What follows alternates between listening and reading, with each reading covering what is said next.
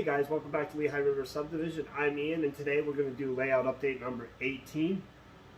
A couple of things, you may notice the 4 Fox Valley model units sitting right here behind me. I installed TCS decoders in those. So in this update, you're going to see me install the decoders into the locomotives. I want to show just how easy it is to do the decoder installation on these. And then we will take a look at me using the cab control to program the addresses and add these locomotives into the cab control. So that's pretty cool. I know a lot of people have asked about seeing a little bit on the ESU system, so you'll actually get to see a little bit of that in today's update. And then we'll take a look at one piece of rolling stock I've added to the collection. And the last thing, we'll take a look at the work I have done in the river gorge. Continuing where we left off in last video, where I was talking about moving some pieces around and how I was going to form the river gorge at the end and with the bike path and all. So we'll take a look at that. That's going to be it for me talking like this, and we'll get into looking at the decoder installation.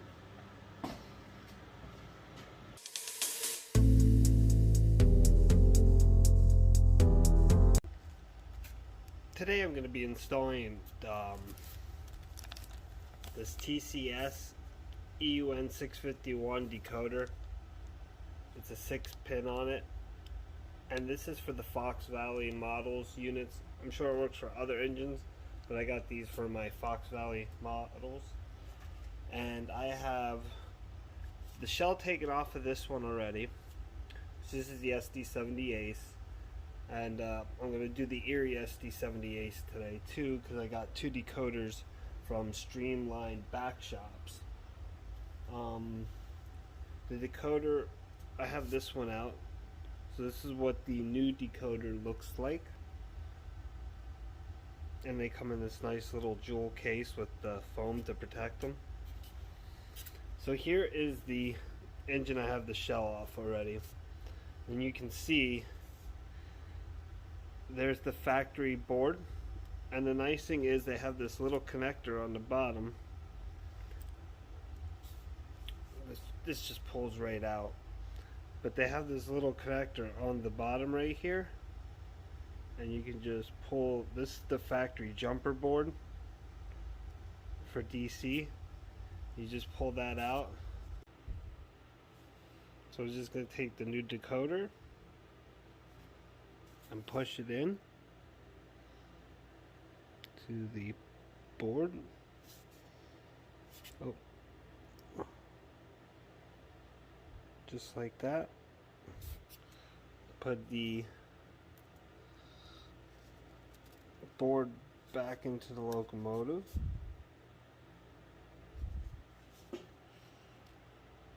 And we're going to test it and make sure it works. And to demonstrate this one more time, here's the Erie one, which I don't know why the last unit, it's the only one I have that doesn't have this heat shrink on the light.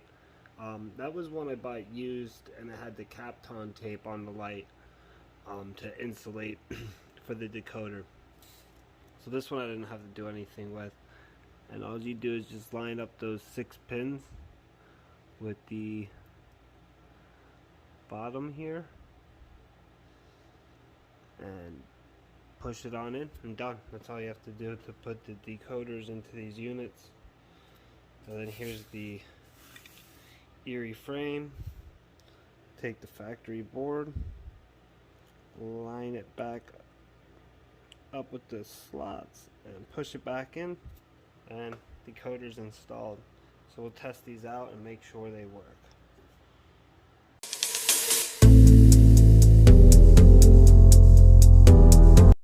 Okay, I already programmed 2 of these TCS decoders for the Fox Valley model units.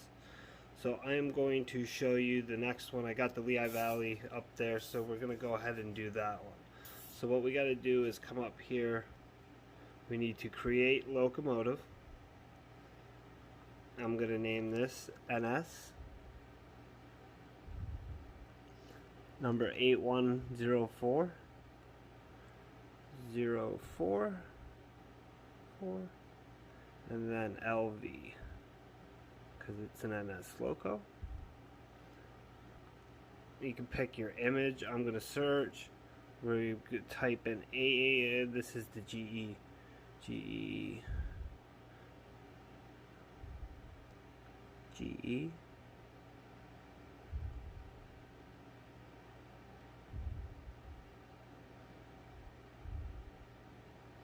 Here's some G series locos.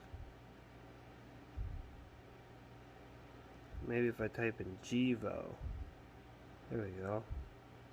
So here's two icons I can pick from that'll show up. So we'll go with the tier 4. I don't think it's a tier 4, but close enough. So the DCC address is going to be 3 currently. So we're going to do that, and we're going to save this. So now that'll respond to 3. We're going to turn on the power. Now the next step, we're going to have to go up here, DCC address. We're going to read it. It should come up 3.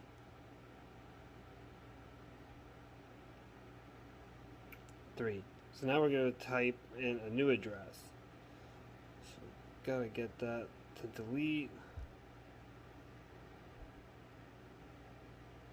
And we're going to type in 8104 and write. Okay, so now the decoder is programmed from 3 to 8104. We got to go back into the NS locomotive we created. We're going to hit edit locomotive. We're going to go to the DCC address here. Delete. I'm going to type in 8104 because that's what we just changed it to. We're going to check that. We're going to save that. And there's the light came on the front. You won't see that. I don't think there. Now you can see the back. We'll power her up. And that one is now programmed as well to 8104. And that's how you program the TCS decoder, or the address anyway, on this ESU cab control.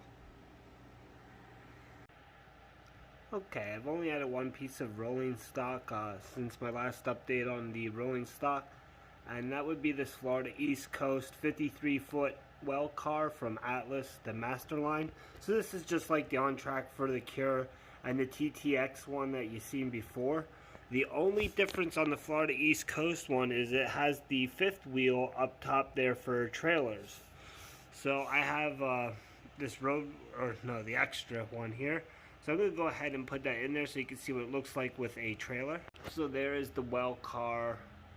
So here's the well car with the 53-foot trailer in it. Pretty cool that you can do that with the Florida East Coast one. I hadn't known that. I thought that when I got this one that my other ones were missing detail, but the Florida East Coast one has it and the other two do not. Because you can see right here, if I zoom in, it shows about having the comp shoe there for the trailer, or that has the 5th wheel there for a 53-foot trailer. So I thought that was a nice little feature on this car, and I really like the color. It's like that bright yellow, my favorite color. Anyway, I'll show you it with some 53-foot containers in it as well. And there it is with the 53-foot APL containers. Those are Deluxe Innovations. So very nice well car. I really like these Atlas ones. They're by far my favorite well cars that I own. Very nice product.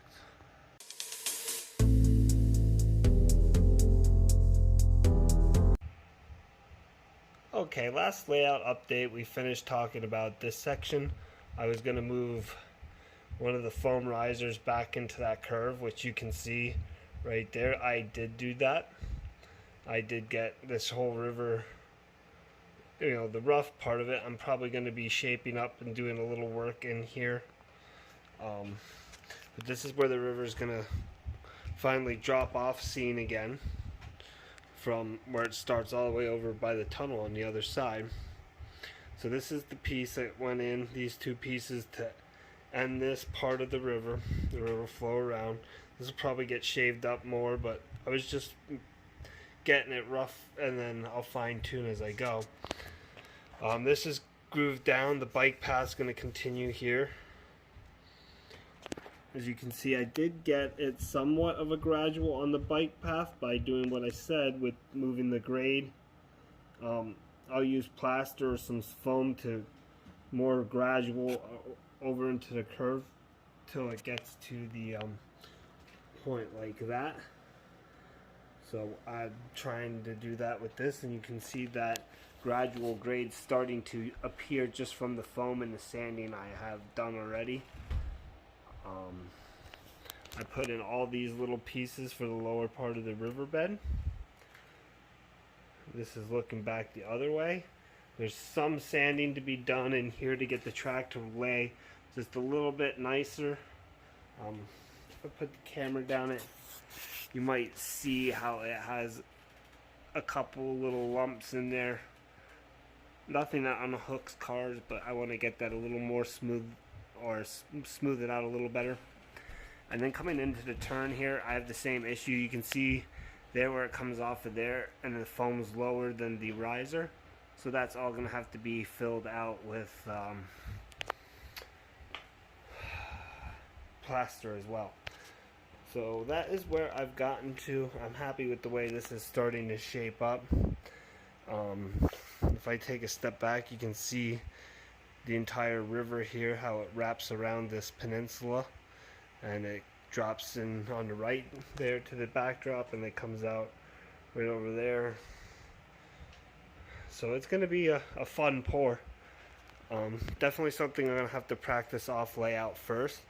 But the reason I'm trying to get the river in and poured is because I want to glue this or fasten the track in place here. And I think we're going to need to be able to take this bridge in and out to work underneath it, because it's not much of an area to work with. And I think it'll just be easier that way.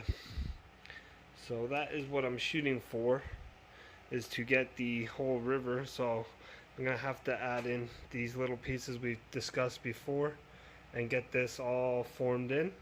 And then I'll be able to start laying the terrain, the substructure, whatever have you, of the river and the riverbed. And I'm really happy with the way this is starting to shape up though.